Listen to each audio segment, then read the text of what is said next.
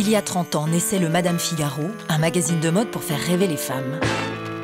En tant que jeune femme, j'ai envie d'avoir des icônes qui puissent faire un bras d'honneur au bout d'un moment en disant ça va, 40 ans de séduction, c'est bon, on peut passer à autre chose. Mais depuis, les femmes ont bien changé. Je crois que la femme est quand même de plus en plus indépendante et que heureusement elle choisit maintenant si elle veut être courtisane ou si elle ne veut pas l'être. Dans la femme française en général, il y a cette qualité, c'est qu'elle n'est jamais prisonnière des dictats. Une femme plus libre, plus insolente, plus décomplexée. Mais comment un magazine féminin devient-il témoin de son époque? Madame Figaro était le magazine de l'épouse de l'homme qui décide, et aujourd'hui il est devenu le magazine de la femme qui décide.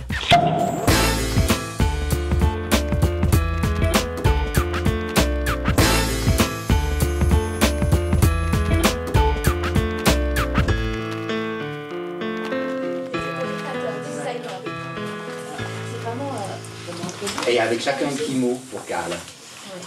Une dédicace. Une dédicace, et Karl les a représentés. Pas mal, hein. C'est super. Un mur au sol. Donc ça, on le met en ouverture du journal, hein, juste après le sommaire, pour montrer notre extraordinaire rédacteur en chef.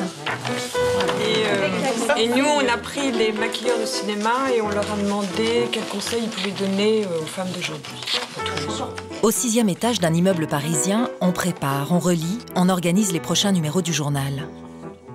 Les réunions de rédaction, ça sert à ça, et c'est toujours plein de mots mystérieux qui font danser l'imaginaire. Donc là, ça avait été shooté pendant le défilé du mois de juillet. Ouais, 2, 3, il n'y avait pas de défilé important, donc on fait ça sur 2 jours, 5 et 6. On l'a shooté. Le Madame Figaro fête 30 années de mode, de beauté, de culture, 30 ans pour sonder l'air du temps et parler aux femmes d'hier, d'aujourd'hui et de demain.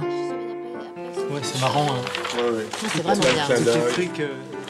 La lectrice de Madame Figaro a beaucoup changé. La lectrice de Madame Figaro, c'est pas un cliché, c'est toutes les femmes. Hein. Toutes les femmes, parce je sais qu'on a des très très jeunes lectrices qui aujourd'hui piquent le magazine sur la table du salon ou dans le sac de leur maman et qui sont très contentes de l'avoir dans leur petit sac à main.